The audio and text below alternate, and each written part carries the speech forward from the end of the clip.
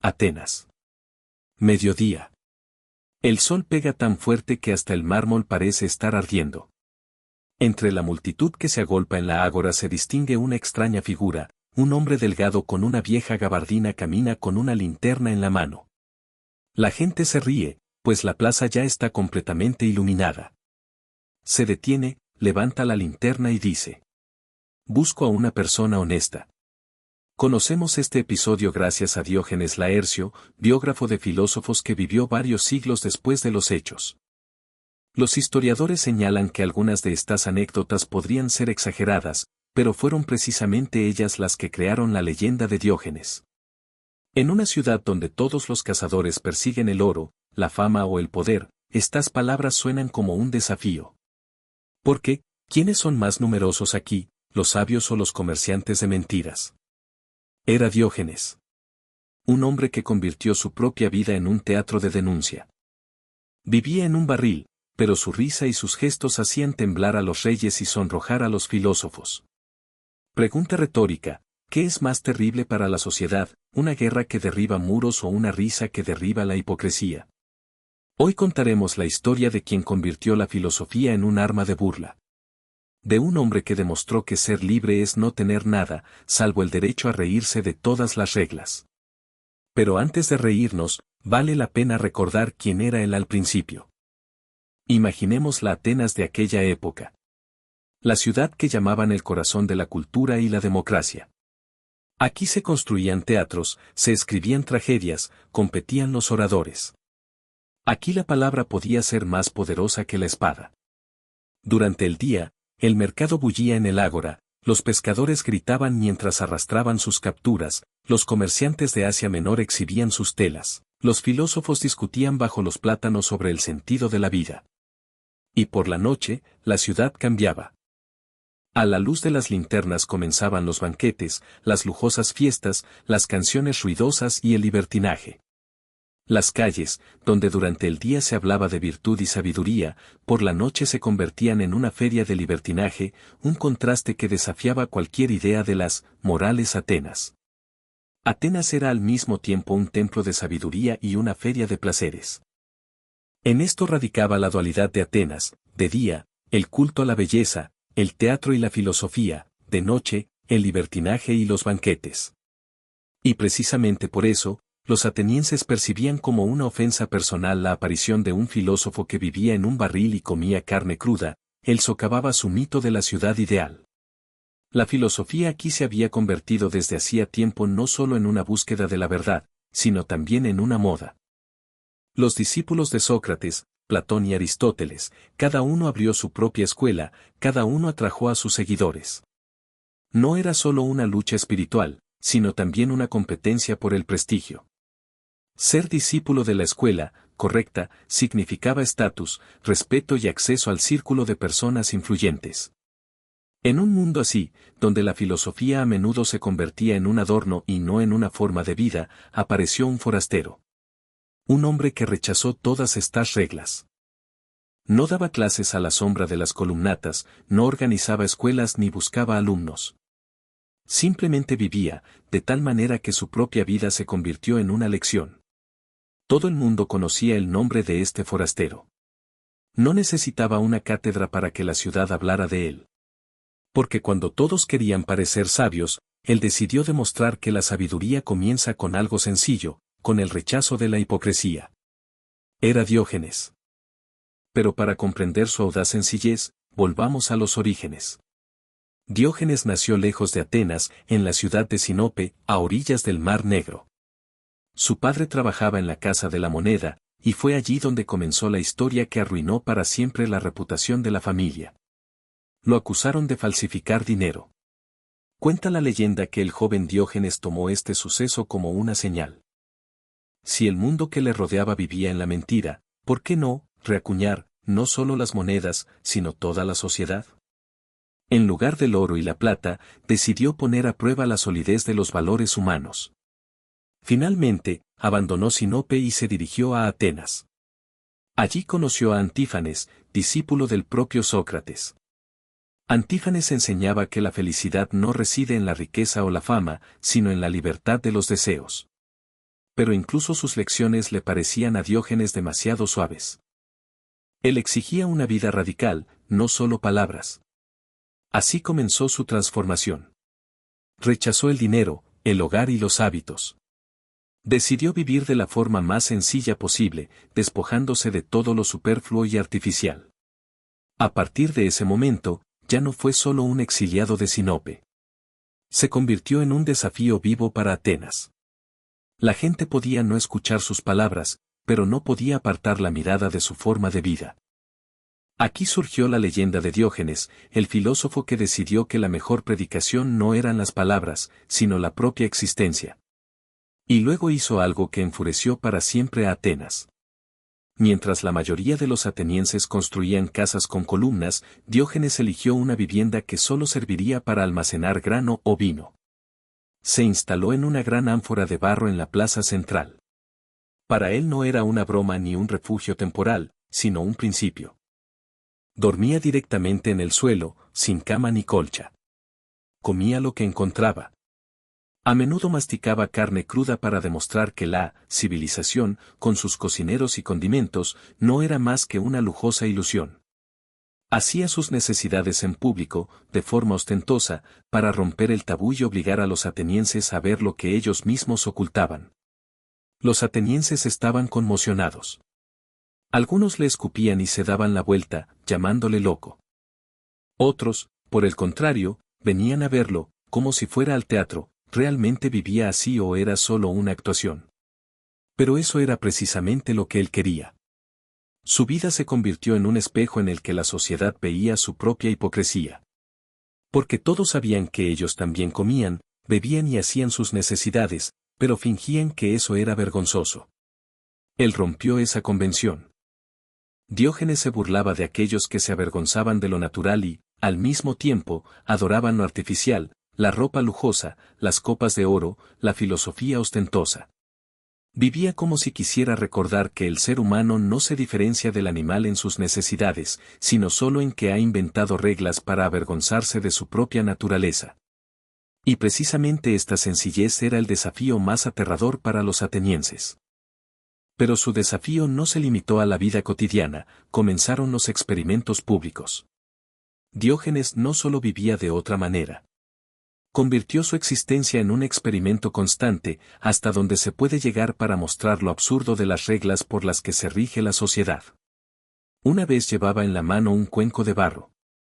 Pero vio a un niño que bebía agua directamente de la palma de su mano. Diógenes se detuvo, se rió, tiró el cuenco al suelo y lo rompió. Incluso un niño es más sencillo que yo. A los autores antiguos les gustaba repetir esta historia como ejemplo de su descarada sencillez. Aprendía de los ejemplos más insignificantes, demostrando que el ser humano se arruina la vida inventando cosas necesarias. Le gustaba atacar incluso a los filósofos. Sobre todo a Platón. Una vez, Diógenes entró en su casa, vio una lujosa alfombra y comenzó a pisotearla. «Estoy pisoteando tu orgullo». Platón respondió que él pisoteaba el orgullo con un orgullo aún mayor. Pero para los atenienses, este episodio se convirtió en un espectáculo, un desafío público al propio discípulo de Sócrates. Parece una niñedad, pero para los atenienses fue como escupir en un santuario. Es difícil saber si esto sucedió realmente. Pero fueron precisamente estas anécdotas las que crearon la imagen del sabio loco.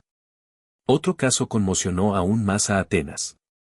Incluso satisfacía ostentosamente sus necesidades fisiológicas en la plaza, para demostrar que las personas se habían inventado la vergüenza.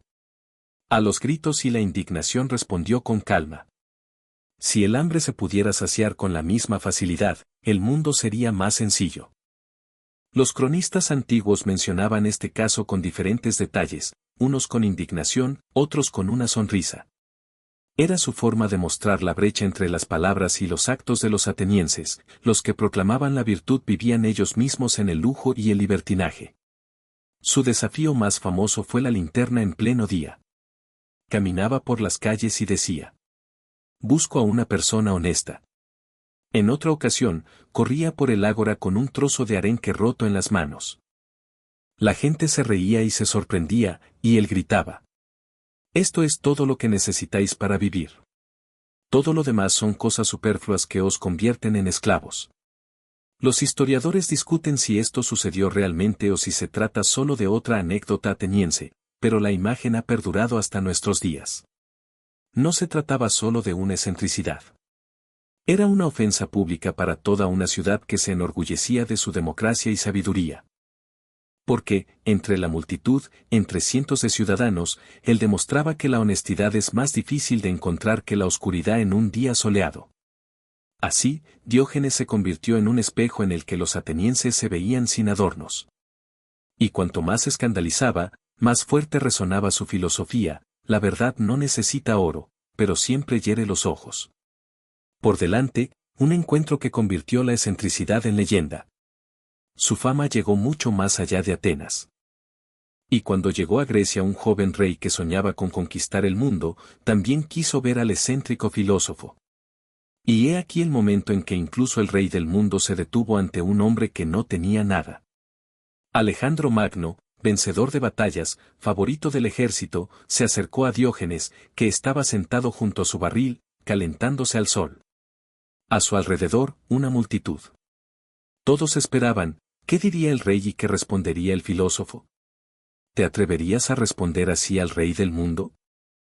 Alejandro dijo: pídeme lo que quieras. Puedo darte todo.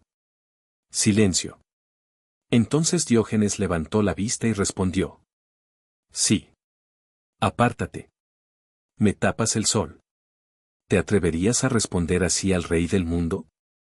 La gente se quedó boquiabierta. En un mundo en el que incluso los reyes se inclinaban ante Alejandro, este pobre hombre se permitió apartarlo como si fuera un transeúnte molesto. Alejandro sonrió.